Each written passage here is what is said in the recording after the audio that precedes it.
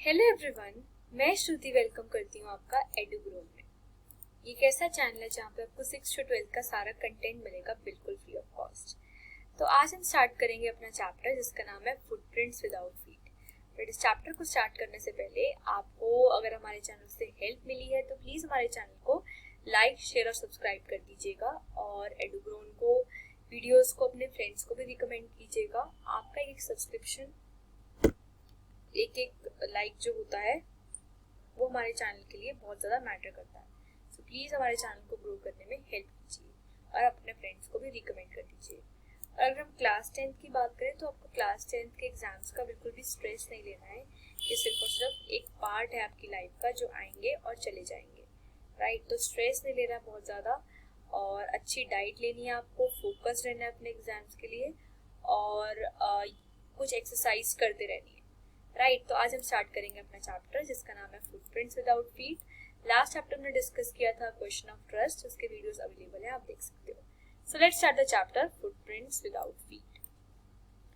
The article focuses on the footprint without feet summary.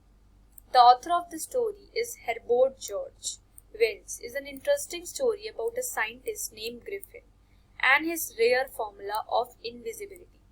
He developed a drug which made his body invisible, but he can only be felt physically. Then he misused his power to steal money and found it difficult to stay in London. With such power, he decided to go to a small village. In his village, people were spectacle about him and looked at him strangely. A series of wise incidents happened at the end, where his state of money exhaust. Study started stealing from the people and hid the owners of rent. Is expected, but lastly has to reveal identity about the people, but nobody catches him as he becomes invisible. So ये story बहुत ज़्यादा interesting story है। इस story का name है footprints without feet. Footprints तो है but उसके फीट नहीं है। तो मतलब जो ये स्टोरी है, इस स्टोरी का सबसे पहले ऑथर है हेरबर्ट जॉर्ज। ये बहुत ज़्यादा इंटरेस्टिंग स्टोरी है जो एक साइंटिस्ट के बारे में है जिसका नाम था ग्रिफिन और उसका फॉर्मूला था इनविजिबिलिटी का, गायब होने का। तो वो एक साइंटिस्ट था, तो उसने एक ड्रग का आविष्कार किया था जो उसकी बॉडी को इनविजिबल बना देगी, बट जो उसकी बॉडी होगी वो फिजिकली हम फेल्ट कर सकते हैं। तो अगर कोई फिजिकली वहाँ पर टच करेगा तो फील हो जाएगी, बट उसे कुछ दिखेगा नहीं। तो वो अपनी जो पावर है इसको वो मिसयूज करने लगा, वो लोगों की मनी को और चीज़ों को चुराने लग गया। तो उसके लिए बहुत डिफिकल्ट हो गया था लंदन जैसे शहर में रहने के लिए इस पावर की वजह से, क्योंकि वो फिजिकली फील उसको हम कर सकते थे। तो वो स्मॉल विलेज जो है में शिफ्ट हो गया। तो वहाँ के पीपल जो थे वहाँ जाके स्पेक्टेकल हो गए, जो उसको देखकर बिल्कुल शॉक्ड हो गए। तो वो बहुत ज़्यादा स्ट्रेंजली देख रहे थे, बहुत अजीब तरीके से उसको देख रहे थे। तो उसके साथ साथ बहुत ज़्यादा वाइज इंसिडेंट्स हुए, बहुत अजीब अजीब से इंसिडेंट्स हुए। तो उसकी मनी जो है वो गायब होने लग गई, लोग उसकी मनी उठा रहे थे, राइट। तो लास्ट में जो है वो आइडेंटिटी लोगों के सामने अपनी बता देता है, बट किसी को उसका पता नहीं चलता, पकड़ नहीं पाते क्योंकि वो इनविजिबल बन जाता है। सो ये इस चैप्टर की स्टोरी है। This is quite an interesting story about a scientist named Griffin. He had been finding peas that could make a man invisible. Finally, he got success in the experiment. Developed a formula in which we can become invisible, but he can be tested physically, giving trust, and become invisible. He accidentally stepped into a modern bus. First, by seeing two men who followed his footprints, he began walking on the roads and was feeling cold. So he enters a shopping center to feel warm. After the store shut down, he chooses to wear some comfortable and garments and eat something. So ये बहुत ज़्यादा interesting story है एक scientist के बारे में जिसका नाम है ग्रिफिन। वो बहुत टाइम से ऐसे ड्रग की आविष्कार कर रहा था जिससे वो इनविजिबल बन जाए। फाइनली उसको सक्सेस मिली अपने एक्सपेरिमेंट के अंदर और उसने एक ड्रग का आविष्कार किया जब वो जो उसको इनविजिबल बना देगा, बट वो फिजिकली फेल्ट किया जा सकता था। तो वो एकदम से गायब हो गया। तो वो अपनी लंदन की शहरों में से घूमने लग गया। सबसे पहले उसको दो मैन ने देखा था, राइट। तो फिजिकली वो फील किया जा सकता था, मतलब जो उसके फिंगर फुटप्रिंट्स थे वो विजिबल थे। तो दो लोगों ने सबसे पहले उसको देखा, उसके फुटप्रिंट्स को देखा कि ऐसे फुटप्रिंट्स चल रहे हैं रोड पे, बट मैन नहीं है, राइट। तो उसको बहुत ज्यादा कोल्ड लगी, फिर बहुत ठंड लगने लग गई उसको।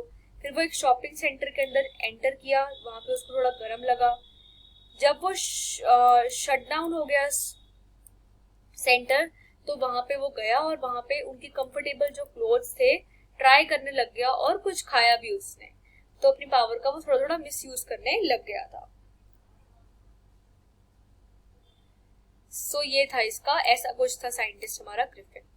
Initially packs of garments in beer some at a point of time from the kitchen of the cafe, cold meat and some express sleeper. Later I decided to sleep on a heap of feeds in a store. The next morning before he wakes up at the store, associates he had seen and started following it remove all the clothes instantly and became invisible again. Now he is wandering without clothes in the chill winters of London. He then tries to take loads of a theatre company, as he was sure that he was get something there to cover his face to get stolen. He heard a light noise in a hat and some bandages for covering his face.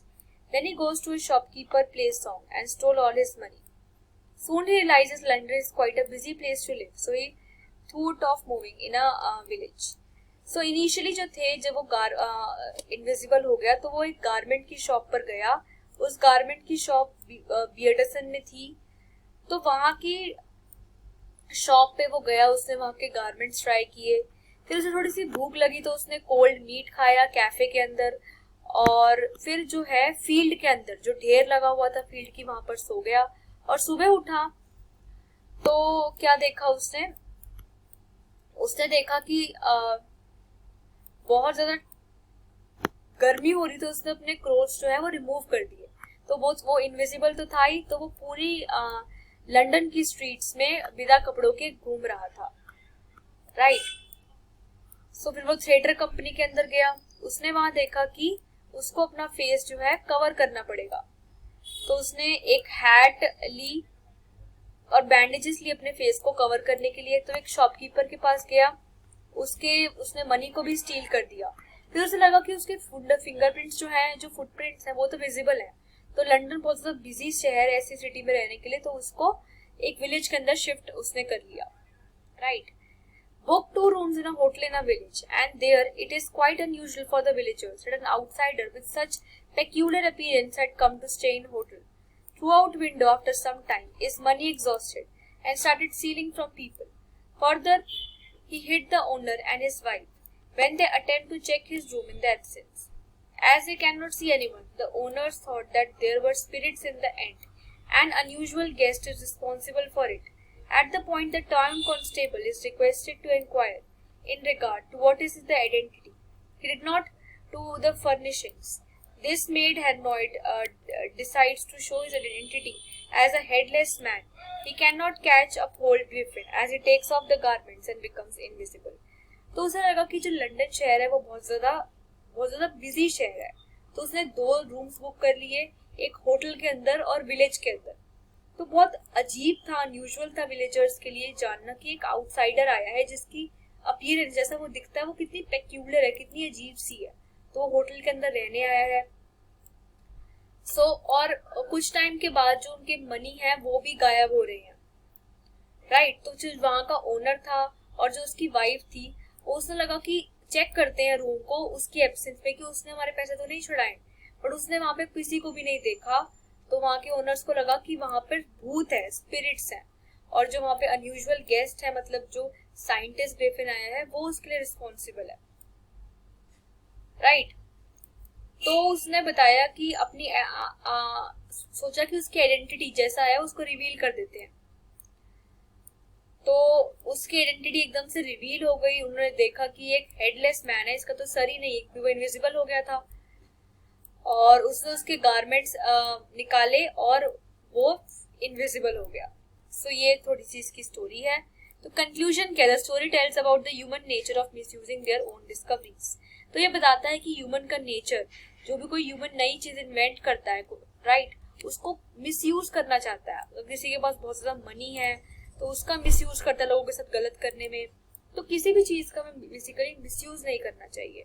अगर जो scientist है अपनी invention के लिए proud ना हो जाता और उसे गलत तरीके से मिसयूज ना करता, तो जो उसके साथ इतनी उसकी ह्यूमिलेशन हुई है विलेजर्स के बीच वो भी ना होती। तो अपनी पावर्स का मिसयूज नहीं करना चाहिए और प्राउड नहीं होना चाहिए बहुत ज्यादा।